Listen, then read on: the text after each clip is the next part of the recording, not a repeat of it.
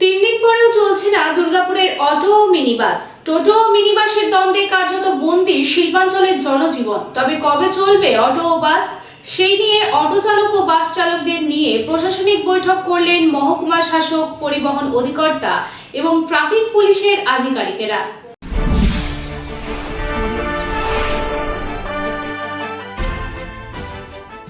নিঃশব্দে অচল হয়ে পড়েছে দুর্গাপুর। তৃতীয় দিনেও পথ চলা থমকে সারি সারি অটো মিনিবাস।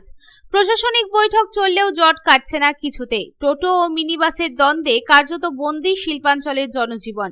টোটোর অবৈধ দৌরাত্মে জেরবার বৈধ মিনিবাসের মালিকেরা শেষমেশ পথে নামতে বাধ্য হয়েছে। বুধবারও ধর্মঘট অটুট। বাস স্ট্যান্ডে দাঁড়িয়ে শুধু টোটো আর মিনিবাস, কোথাও নেই যাত্রী, কোথাও নেই চালক, শুধুই স্তব্ধতা। সকালে কংগ্রেসের ডেপুটেশন ঘিরে এসডিও অফিস চত্বরে উত্তেজনা, ধাক্কাধাক্কি, পুলিশের হস্তক্ষেপ। তারপরেই প্রশাসনিক বৈঠক। মহকুমা শাসক, পরিবহন অধিকর্তা এবং ট্রাফিক পুলিশের সঙ্গে মুখোমুখি আলোচনায় বসেন উভয় পক্ষের প্রতিনিধি, কিন্তু ফলাফল শূন্য। সংগঠনের দাবি বৈঠক নিষ্ফলা। এই প্রসঙ্গে দুর্গাপুর সাব ডিভিশন মিনিবাসের সেক্রেটারি অলোক চট্টোপাধ্যায় বলেন, প্রশাসন শুধু আশ্বাস দিচ্ছে, কাজের কাজ কিছুই করছে না। এবার আমরা আমাদের কর্মীদের সঙ্গে চূড়ান্ত সিদ্ধান্ত নেব। অধিকর্তা মাননীয় মহকুমা শাসকের উপস্থিতিতে আজকের মিটিংটা একটা উচ্চ পর্যায়ের হবে, কিন্তু দুর্ভাগ্যের বিষয় আমরা সেই সুযোগটা পেলাম না। যেটা হয়েছে সেটা বেআইনি। যে টোটো যারা চলছে তাদের এগেস্টে প্রশাসনের করণীয় কিছু নেই। কোথায় বাধ্যবাধকতা, টোটোকে কেন সেটা প্রশাসনিক অধিকর্তা যারা আছেন এবং যারা আরটিও দপ্তরের অধিকর্তা আছে তারাই পরিষ্কারভাবে বলতে পারবেন যে এই যে অবৈধ টোটো দুর্গাপুর শহর জুড়ে চলছে তাদের বিরুদ্ধে আইনত কি ব্যবস্থা নেওয়া যেতে পারে সেটা একমাত্র প্রশাসন বলতে পারবে। আমরা পুরোটাই অন্ধকার। আমরা দুর্গাপুরের আপামর জনসাধারণের কথা মাথায় রেখে আমরা প্রান্তিকায় যাচ্ছি।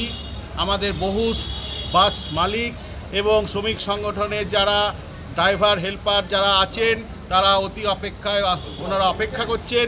আমরা যা বলার প্রান্তিকা মিনি বাস স্ট্যান্ডে গিয়ে আমাদের অভিমত ব্যক্ত করব।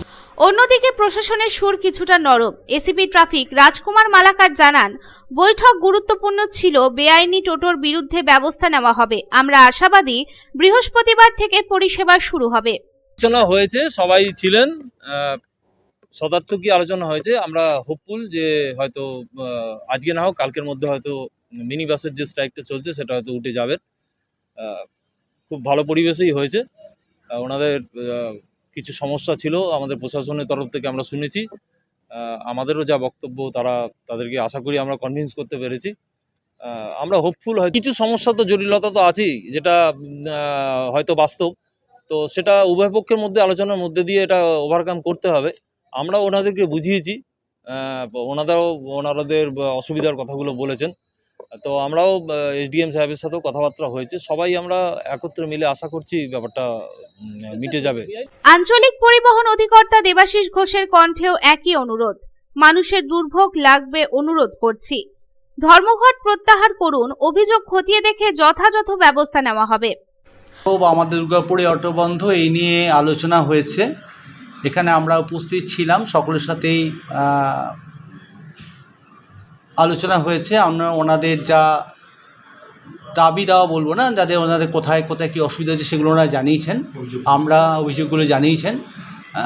আমরা সেটা দেখছি এবং সাথে সাথে এটা হয়েছে কি আমরা অনুরোধ করেছি যাতে করে ওনাদের সিদ্ধান্ত, এই যে বন্ধের সিদ্ধান্ত পুনর্বিবেচনা করেন, গণপরিবহন ব্যবস্থাটাকে চালু রাখেন দুর্গাপুরবাসীর স্বার্থে এবং সকলের স্বার্থে। আর সরকারি পরিবহন কিছু ব্যবস্থা নেওয়া সেভাবে হয়নি। এসপিএসটিসি দুটো গাড়ি কিন্তু চলেছে, একটু কারণ এসপিএসটি আমাদেরকে বলেছেন।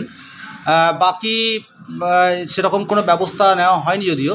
তবে আমরা চেষ্টা করছি দ্রুত এই ব্যাপারটাকে সমাধান করার জন্য। হয়তো ওরা সিদ্ধান্ত বিবেচনা করবেন এবং পরিবহন ব্যবস্থা খুব দ্রুত চালু হয়ে যাবে।